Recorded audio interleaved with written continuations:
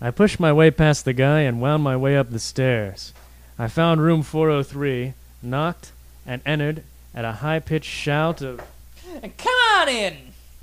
I entered a well-appointed but ill-kept office. It reminded me a bit of my own. Sitting behind a desk was another skinny man with a thick black mustache, black overcoat, glasses, and eyebrows that were thick enough that they had to be fake, talking on the telephone. "Professor Flagstaff." Never mind who I am. Why are you using my name? Hold on, I'm on the phone. Have a seat. "My name is Scott Priz, private detective out of Hyde Park." Well, don't worry about your car. I can't see it, so you must not be out of it. Say, if you're not me, then who am I? 1 second, I'm taking you off hold. Hello, this is Professor Harold Q. Flagstaff. Is this the University of Chicago Office of Donations? Excellent. I would like to invite you to participate in my annual fundraising efforts. If you give just $550,000, why, I'll be out of debt to you, and give twice that, I'll never have to come begging again. Join our noble cause of drinking every day of the week, and raise the participating percentage of my alma maters that have given to 135%. Hello? Hello? "I'm Scott Priz. Lieutenant O'Malley recommended you. I'm investigating a gang of criminals known as the Brizzini brothers." Ah, yes, the Brizzini brothers. I saw the lieutenant a few weeks ago. I know all about them. I did my undergraduate work with them, and my overgraduate work as well. But does one ever really get overgraduating? "I never have. We have reason to believe the Brizzini brothers have kidnapped the Alderbodies and are holding them at an unknown location. Do you know where they could be holding them?" Well, they are definitely holding them. That's completely their style, though I wouldn't rule out the possibility they've gone from holding to kissing, and then, perhaps, one day to marriage. Oh, those lucky Alderbodies. "Do you think they've gone on to killing?" Who can tell? I didn't know they were after the Chinese. "Have they ever done anything like this before?" Oh, much worse than this. This is just a warm-up, I bet. "What have they done that's so bad?" I was hoping you'd ask me that. I'll start at the beginning. Why, they killed the last chief of the Potawatomis, then named the city after him. They were in charge of Camp Douglas in the Civil War, and they killed 6,000 Confederate soldiers by turning their blankets into American flags. Then they burned the city to the ground, claiming it was to warm the dead soldiers. They, of course, threw the bomb at Haymarket Square, shot Mayor Antoine Cermak for fun. "I thought Cermak was killed by an anarchist." He was. They built the first arches in the city. They put Dan Wagner's car into Lake Michigan, get the original mayor they elected, and put LSD in the policeman's water supply in '68, flooded the city's 15 years ago, and, oh, how could I forget, founded the Newberry Library. That's quite a list of deeds. That would make them 200 years old and unbelievable. Oh, they're much older than that. If I had to guess, I'd say they're some sort of daemons imported from the old world.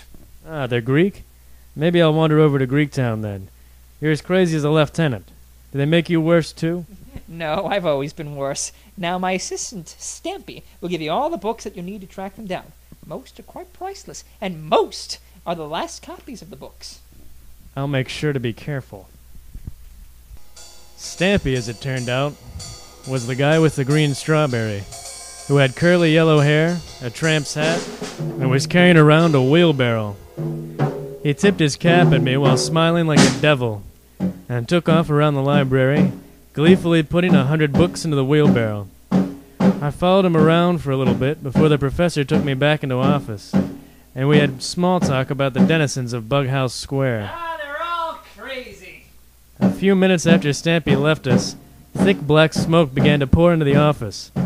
The Gracchini, My word, I think we should go. and we took off for the source of the smokes. About 20 yards away, there was Stampy, shoveling rather merrily the books into a wood-burning furnace. By the time I got there, every book that I needed was in the furnace, burning away.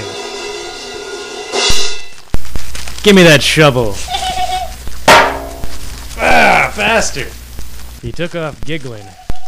As I dug around the furnace, I found a lot of ash and a single book cover that survived the maelstrom. I stuck it in my coat and took out my .38. I raced back to Flagstaff's office, but where the office used to be, there was nothing but an old storage room full of typewriters. This was getting damn funny, and I don't like jokes. I took the book cover out of my pocket and read its title, The Murder Castle of H.H. Holmes, by an author whose name was burned away. How the hell did Holmes know where they are? I stumbled down the stairs, angry at myself for being fooled so easily. I stopped at the front desk where a new security guard, wearing a different type of uniform, was sitting. I had to know. Excuse me, do you guys have any portraits of the founders of the Newberry? Right over there. Around the corner was a large portrait with 3 men painted in Victorian style. There was the 3 men claiming to be the security guard, Professor Flagstaff, and Stampy, labeled Cicchini, Griccini, and Hippini Prezzini, respectively. I always knew this town was nuts. Whatever else you may say about Lieutenant O'Malley, he led me to the Prezzini brothers, even if neither of us knew it. What the hell did he have to do with H.H. Holmes, a murdering huckster from the World's Fair of 1893? He built a murder castle in what became one of the worst parts of the city, in the neighborhood of Englewood. I don't know what that had to do with the Prezzini brothers, but I knew who might. It was time to make a visit to the Whitechapel Club, bearing the gift of Dillinger's penis. After he was killed by the FBI outside the Biograph Theater, during the autopsy, the morgue decided to send Hoover a prize, and a glass jar full of formaldehyde and Dillinger's privates was sent to Washington.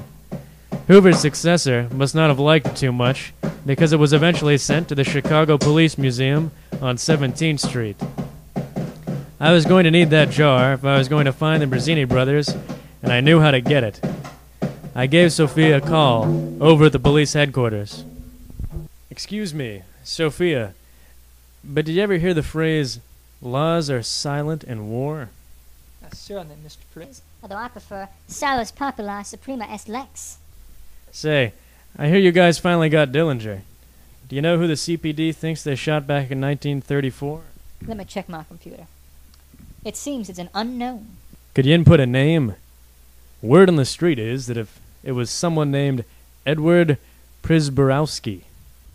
What do you need Dillinger's penis for?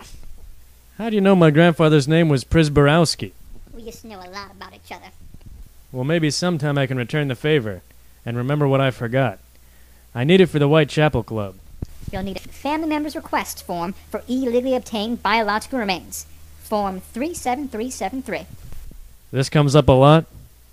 With dirge in the force more than you want to know. Anyway, it's supposed to take 2 weeks to process this form, so why don't we pretend we had this conversation a month ago so I can stamp processed on this form. Do yourself a favor and sign Dirge's name to it. I always got it in form, Scott. Sure, I'll fax it over to you tomorrow. Just drop by the police museum. It'll be handled by tomorrow morning. There's no duty more obligatory than the repayment of kindness. Soon, circa.